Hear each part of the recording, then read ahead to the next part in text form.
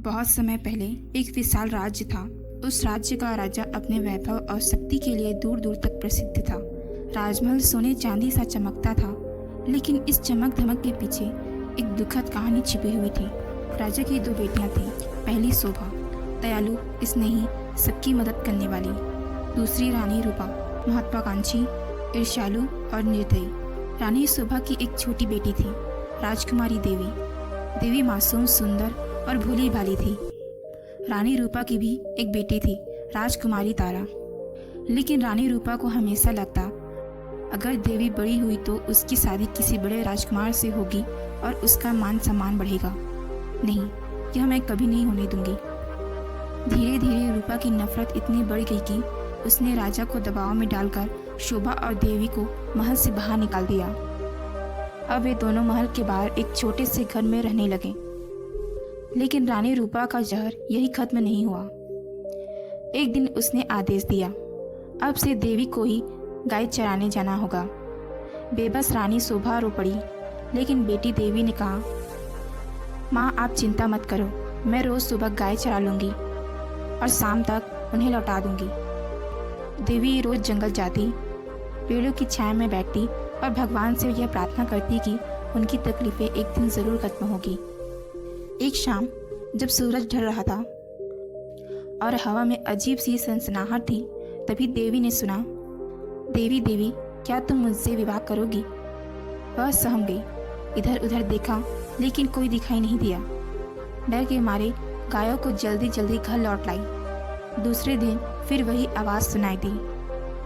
रात को देवी ने यह सारी बातें अपनी माँ को बताई। रानी शोभा पूरी रात सोचती रही। सुबह होते ही वह बोली, बेटी आज अगर वही आवाज़ दोबारा आए तो तुम इस चीज़ के लिए हाँ कह देना, भगवान तुम्हारी रक्षा करेगा। उस सम आवाज़ फिर आई। देवी कांपते हुए बोली, हाँ, अगर तुम कल सुबह हमारे घर आओगे तो मैं विवाह करूँगी। अगली सुबह जब दरवाज़ा खुला तो सब दंग रह गए। दरवाजे पर एक विशाल अजगर कुंडली मारकर बैठा था।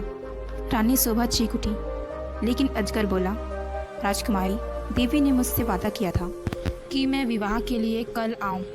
राजमहल में खबर पहुंच गई। रानी रूपा मुस्कुराई और बोली, अगर देवी ने वादा किया है तो उसे निभाना तो पड़ेगा। और उसी दिन देवी का विवाह अजगर से करा दिया गया। रानी शोभा रोती रही, पूरी रात भगवान से प्रार्थना करती रही। लेकिन सुबह जब देवी के कमरे का दरवाज़ा खुला तो वहाँ अजगर नहीं बल्कि एक सुंदर राजकुमार पड़ा था। उसने कहा, मैं श्रापित था। एक वन देवता ने मुझे यह श्राप दिया था कि मैं अजगर बन जाऊं। लेकिन शर्त थी कि अगर कोई राजकुमारी मुझसे विवाह करेगी तो मैं फिर से मनुष्य बन जाऊंगा। आज देवी ने मुझे इस श्राप से मुक्त कर दिया। राजमहल में खुशी की लहर दौड़ उठी। लोग राजकुमार और देवी की जोड़ी देखकर खुश होने लगे। लेकिन रानी रूपा अंदर ही अंदर जल उठी। रूपा ने सोचा, अगर देवी को ऐसा राजकुमार मिला है तो मेरी बेटी तारा को भी ऐसा मिलना चाहिए। उसने जिद करके तारा का विवाह भी एक अजगर से करा दिया। लेकिन वह अजगर श्रापित नहीं था, यह असली अजगर था। विवाह की रात तारा को कमरे में बंद कर दिया गया। सुबह जब दरवाज़ा खोला गया तो तारा गायब थी और अजगर का पेट फूला हुआ था। महल में चीख पुकार मच गई। हंगामा हो गया। रसोइये ने साहस दिखाया, चाकू लाया और अजगर का पेट चीर डाला। तारा तो बच गई, लेकिन अजगर मर गया। रानी रूपा रोने लगी, लेकिन अब बहुत देर हो चुकी थी। उसकी चालाकी और ईर्ष्या का अंत बुरे परिणाम के साथ हुआ। यह लोक कथा बताती है कि सच्चाई, धैर्य और भगवान पर विश्वास रखने वालों को हमेशा सुख और सफलता मिलती है, जबकि ईर्ष्या और लालच हमेशा विनाश की ओर ले जाती है।